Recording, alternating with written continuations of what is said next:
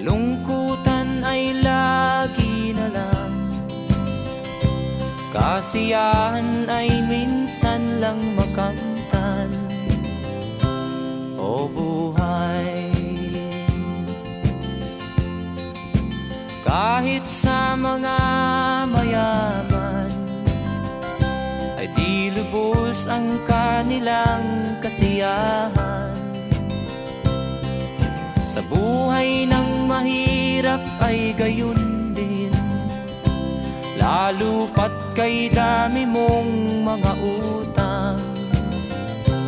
O buhay,